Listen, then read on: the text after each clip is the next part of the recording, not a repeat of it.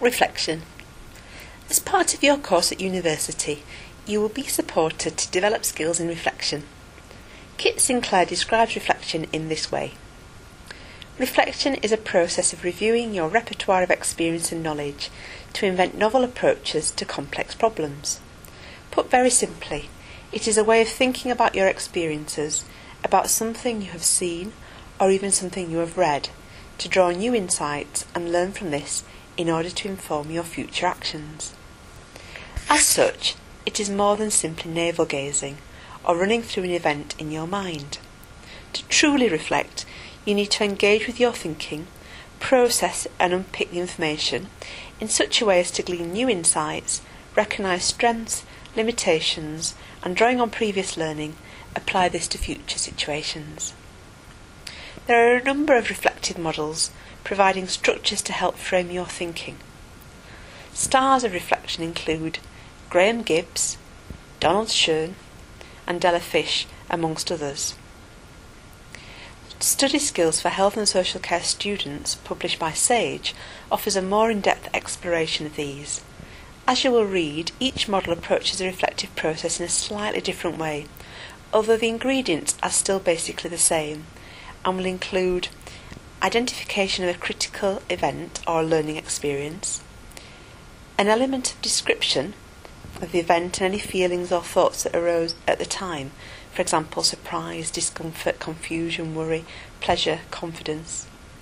Some form of evaluation, for instance, was this positive, was it negative, what led you to this conclusion, do you still feel this way and why? Analysis, where you unpick the experience and explore it in more depth to consider what was really happening, seeking out theories that could account for what happened and making links where appropriate with prior learning. You may also draw on theories to consider how to change and develop, looking at how you might approach similar situations in the future. A conclusion, where you draw together your learning and identify ways to address knowledge or training which is needed. And finally, an action plan, which turns theory into reality.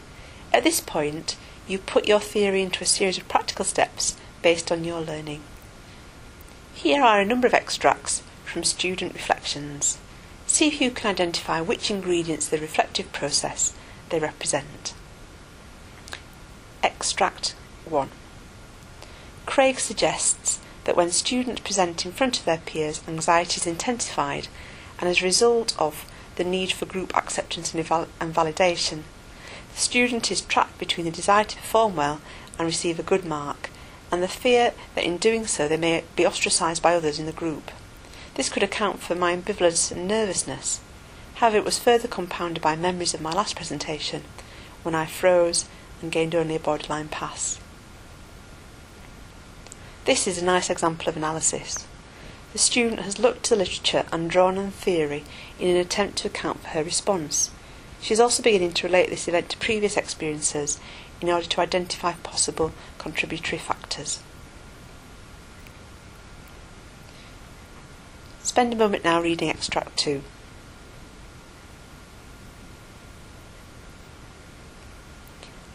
This is a straightforward description. The inclusion of the question at the end could potentially lead to some reflection, but there needs to be more added to this. Okay, extract 3. I had decided to make some last-minute changes to my PowerPoint presentation the night before and had forgotten to make a reprint of the slides, so I thought I would be able to do this at the Learning Centre before the presentation began.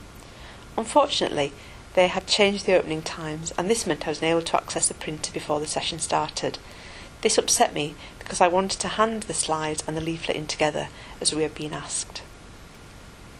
Again, a nice example of description. Now have a go at extract 4.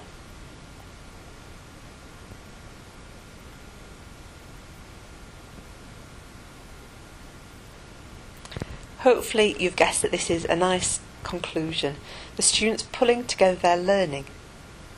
This will be followed probably by a more detailed action plan. Extract 5. Overall, I was happy with the design of my slides and the flow or direction of my presentation.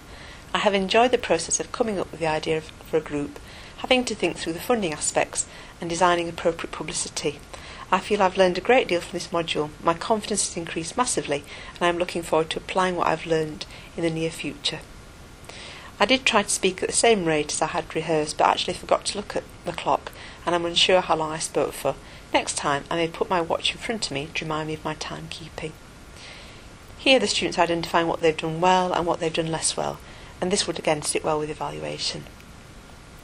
Finally, Extract 6.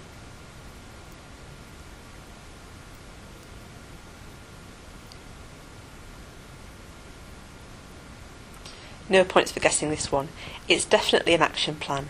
This could be formalised to include SMART targets and timeframes for completion. Read the chapter in Study Skills for Health and Social Care students for details about how to do this.